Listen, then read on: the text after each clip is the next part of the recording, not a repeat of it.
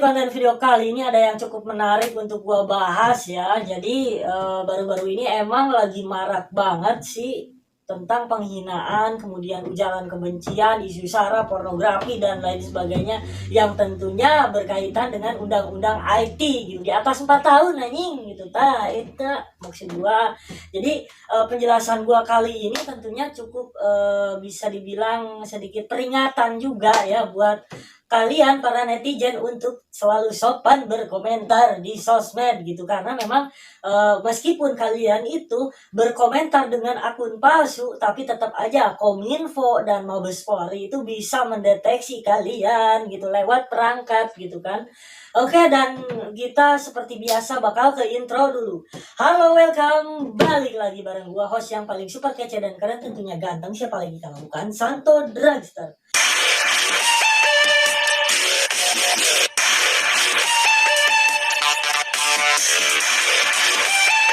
Oke, di konten video kali ini gue bakalan bahas tentang kasus-kasus yang lagi marak di Indonesia dan tentunya berkaitan dengan dunia sosmed. Dan seperti apa beritanya, kita langsung ke videonya. Oke men, di sini gue udah ke videonya tentang pelaku penyebar ujaran kebencian memiliki sejumlah akun katanya. Oke, dan polisi akan mencari admin yang masih aktif. Jadi tidak hanya itu ya, memang di video kali ini ada beberapa pelaku yang udah ditangkap, kemudian lagi mengejar para admin juga gitu kan. Jadi baru-baru ini tentunya lagi marak banget penghinaan, kemudian kasus-kasus yang ujaran kebencian gitu pada public figure juga gitu. Kemudian para pejabat juga ada yang dihina dan dicaci maki segala macam, dan tentunya kebanyakan si akun palsu. Tapi Kominfo dan kepolisian tentunya nggak goblok-goblok amat gitu. Meskipun kalian itu para pelaku menggunakan akun palsu, tetap aja bisa dicari bos, sampai ke rumah, ketok pintu, lalu pistol door. Udah gitu aja sih. Tanpa banyak bacot, langsung aja gua play videonya. Berdasarkan digital forensik, terdeteksi kelompok Sarasen ini memiliki grup Facebook Sarasen News, Sarasen Cyber Team, SarasenNews.com. Hal itu agar banyak netizen tertarik untuk bergabung. Penyidik masih terus melakukan pendalaman dan pengembangan terhadap berbagai akun email, akun Facebook, juga pada admin dalam jaringan grup Sarasen yang masih aktif melakukan ujaran kebencian. Kasubdit 1 Direktorat Tindak Pidana Siber Bareskrim Polri, Kombes Irwan Anwar mengatakan dengan adanya pengungkapan kasus ini menunjukkan terdapat kelompok-kelompok yang provokatif dan intoleran sehingga masyarakat perlu waspada. Berinternet secara merdeka dan bermartabat untuk mencegah disintegrasi bangsa. Grup Sarasen adalah salah satu dari kelompok yang dicari Satgas Patroli Siber Direktorat Tindak Pidana Siber Bareskrim Polri. Mantap gak tuh kepolisian? Bisa langsung cari dan bisa langsung ketok pintu tuh polisi ya ke rumah para pelaku gitu kan.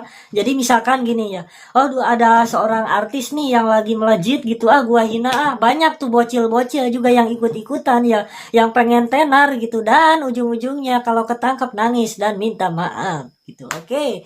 Kita lanjut ke berita kedua, dan gua ada artikel yang cukup menarik juga. Let's go. Oke men, dan di sini gua udah ke artikelnya tentang pelaku ujaran kebencian itu dapat terancam 6 tahun penjara dan denda 1 miliar rupiah. Oke, lanjut gua baca ya. Badan Reserse Kriminal Polri menahan YouTuber Muhammad Kece dan terjerat perkara dugaan penistaan agama. Oke, yang waktu itu ya. Jadi Muhammad Kece tersebut disangkakan dengan pasal dugaan persangkaan ujaran kebencian berdasarkan sara menurut Undang-Undang Informasi dan Transaksi Elektronik atau Undang-Undang IT katanya ya. Oke, lanjut gua ke scroll ke bawah dulu, tunggu bentar ya. Tujuan pasal tersebut adalah mencegah terjadinya permusuhan, kerusuhan, bahkan perpecahan yang didasarkan pada sara akibat informasi negatif yang bersifat provokatif. Kemudian dalam kehidupan bermasyarakat, isu sara merupakan isu yang cukup sensitif. Untuk hukuman dari setiap ujaran kebencian akan dibedakan. Berdasarkan jurnal analog hukum, sanksi pidana terhadap ujaran kebencian atau hate speech gitu kan.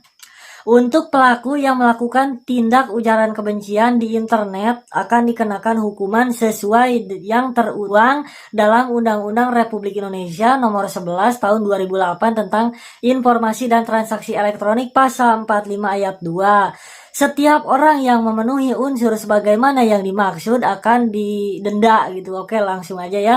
Minimal 1 miliar rupiah gitu kan. Minimal coy 1 miliar. Apa kalian punya duit kalau misalkan kalian itu nekat menghina seseorang, mengujarkan kebencian kepada seseorang atau kepada pihak-pihak lain yang dituju gitu kan? Apakah kalian punya duit segitu banyaknya ya 1 miliar?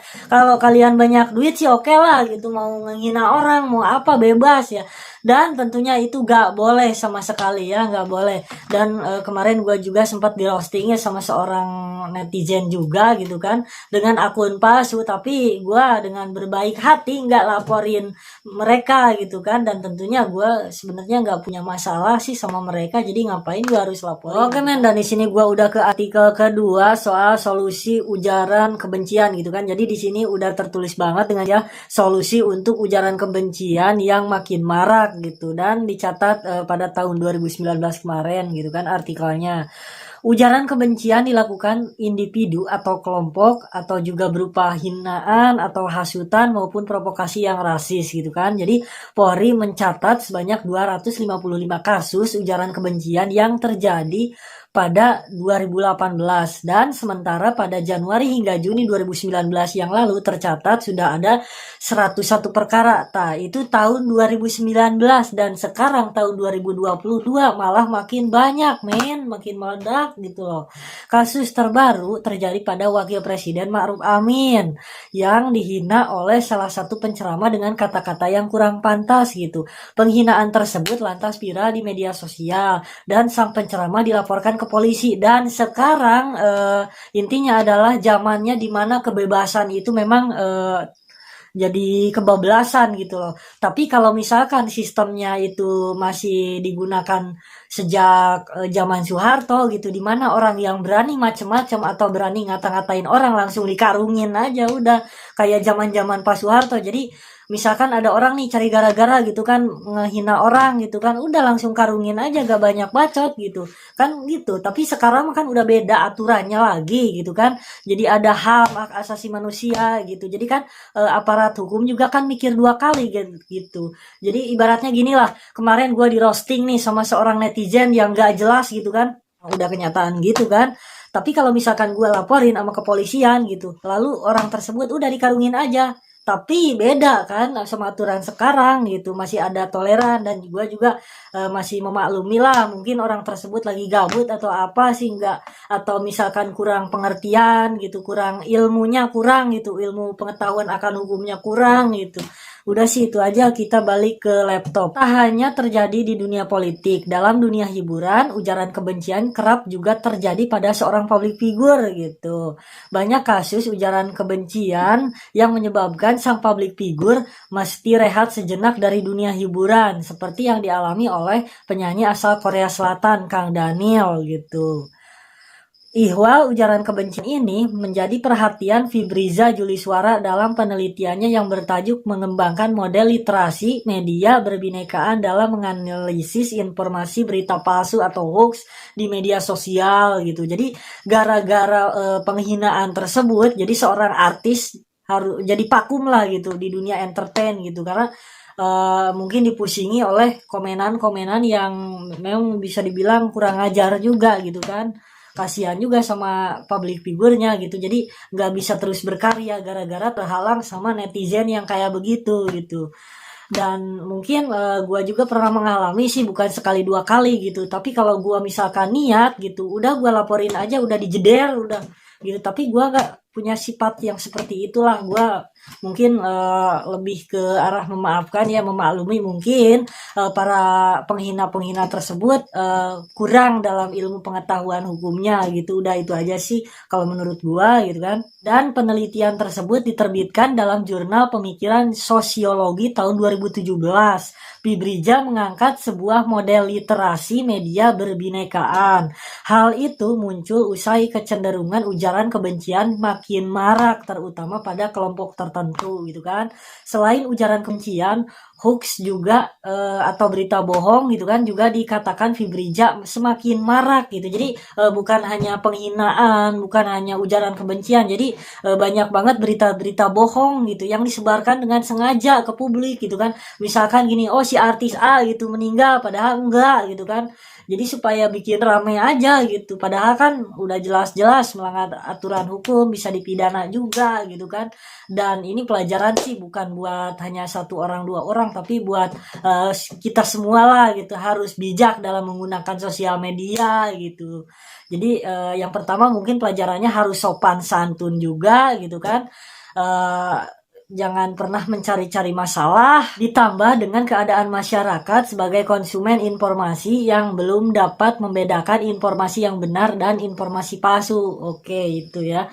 Hal itu tentu mempengaruhi kehidupan masyarakat, terutama yang menelan mentah-mentah informasi yang beredar di internet. Oke, dan mungkin kesimpulannya adalah ketika ada satu berita yang menyebarkan pemberitaan di media sosial gitu kan, jadi harus dicek dulu gitu apakah berita tersebut benar sesuai fakta atau enggak gitu kan. Takutnya kalau berita tersebut berita bohong dan tentunya akan berimbas pada satu masalah yang cukup rumit gitu kan.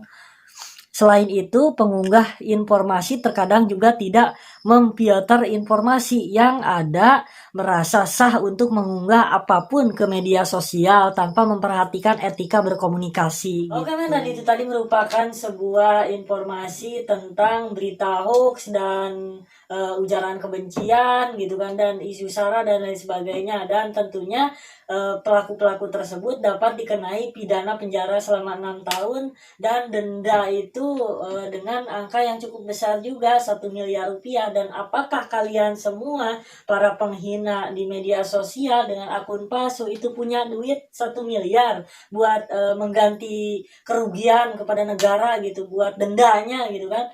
Dan sayang banget sih, daripada buang-buang duit gitu kan, mendingan ya udah lakuin hal-hal yang positif aja sih sebenarnya. Dan mungkin sedikit cerita, gue ya kemarin gue itu sempat di roasting gitu kan, katanya ngapain sih cuma bikin kayak beginian, vlog-vlog kayak beginian, gak usah dijelasin gitu kan. Kalau misalkan anda itu tidak mau mendengarkan saya, ya gak usah lihat-lihat channel saya, ngapain ribet sih. Udah itu aja sih sebenarnya. Dan gua nggak niat untuk ngeladenin para haters ya, karena nggak ada waktu juga. Bukannya gua sombong, tapi gua banyak kerjaan yang harus benar-benar dikerjain, daripada gua ngurusin hal-hal yang begituan, bikin ribet, bikin rumet, ya udah bodo amat gitu kan. Oke, dan wabillahi taufiq wa hidayah. Wassalamualaikum warahmatullahi wabarakatuh. Semoga bermanfaat. See you, bye bye.